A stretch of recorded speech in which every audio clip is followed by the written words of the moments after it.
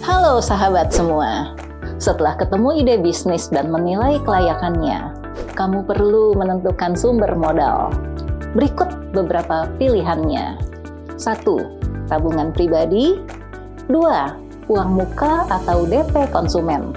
Ini bisa dilakukan dengan skema pre-order. 3. Pinjaman keluarga atau teman. 4. Pinjaman bank. 5. Gadai dan lembaga keuangan lainnya. Keenam adalah pinjaman online, tapi ingat harus yang legal. Ketujuh, kerjasama bagi hasil dengan para investor. Untuk memulai usaha, dua pilihan pertama perlu diprioritaskan.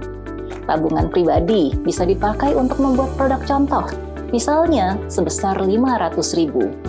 Sesudah itu, buatlah katalog produk yang menarik dan lengkap. Coba tawarkan ke teman-teman dulu lewat media sosial atau chat. Ya, hitung-hitung tes ombak. Ketika ada order, minta konsumen lunasi di muka atau minimal kasih DP untuk menutup modal produksi. Lalu, minta lunasi deh sebelum dikirim. Dengan begitu, kamu bisa mulai usaha dengan uang konsumen kan? Kamu bisa mulai mencari pendanaan dari luar, begitu kamu sudah memiliki rekam jejak bisnis yang jelas. Supaya makin afdol, kita simak lagi yuk cerita Mbak Erna dari Ayam Penyet Berkah. Halo sahabat semua, APB kini mempunyai 20 karyawan, belasan reseller, dan beberapa cabang kios offline dan online. Dulu dimulai dengan modal awal 1,5 juta. Gimana perjalanan mencari modalnya? Saya mulai dari tabungan pribadi. Modal awal dulu dipakai untuk beli perlengkapan warung tenda, 20 ekor ayam, dan bahan lainnya, agar bisa dijual 80 porsi ayam penyet. Setelah konsisten laris 3 bulan, saya merasa siap untuk buka cabang. Ada lokasi kantin perkantoran yang saya taksir, tapi biaya sewanya harus dibayar per tahun, yaitu 15 juta.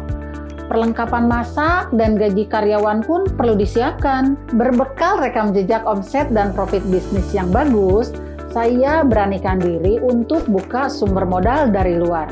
Tapi karena legalitas usaha saya belum lengkap, saya cari modal dari keluarga terdekat dulu. Alhamdulillah adik saya tertarik. Dia dukung pembukaan cabang kedua. Dia jadi pemilik cabang dan saya pemasok produk dan manajemen. Lalu kami bagi profit. Saya 60, adik saya 40. Sambil berjalan, saya lengkapi legalitas dan ikut pelatihan menyusun bisnis plan agar berikutnya bisa tawarkan peluang investasi berupa kemitraan bisnis ke publik yang lebih luas. Harapannya dengan cara ini, APB bisa berkembang lebih pesat lagi. Doakan ya. Nah, sahabat, selain yang dijelaskan tadi, kami mendorong kamu untuk menghitung juga BEP atau Break Even Point untuk melengkapi rencana usaha kamu.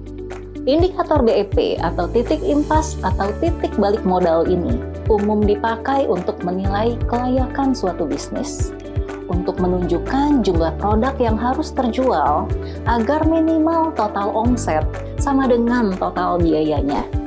Rumusnya, BEP sama dengan total biaya tetap dibagi dengan selisih harga jual dengan harga produksi per produk. Kalau kita coba dengan data ilustrasi saat Ayam Penyet Berkah dimulai dulu, total biaya tetapnya hanya Rp800.000 per bulan. Harga jual produknya adalah Rp13.000. Sementara biaya produksi per produk adalah sebesar Rp10.000. Dengan rumus tadi, untuk mencapai titik impas, Mbak Erna minimal memproduksi dan menjual 267 porsi per bulan, atau setara dengan 11 porsi per hari.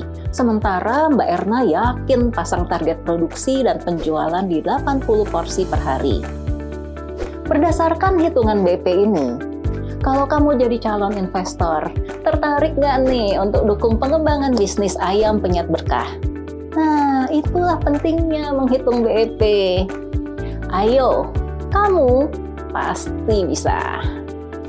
Untuk bisa mengakses modal, lakukan beberapa langkah berikut. Bangun rekam jejak omset dan profit. Hitung pula tingkat BEP-nya. Pelajari cara menyusun rencana usaha di video berikutnya.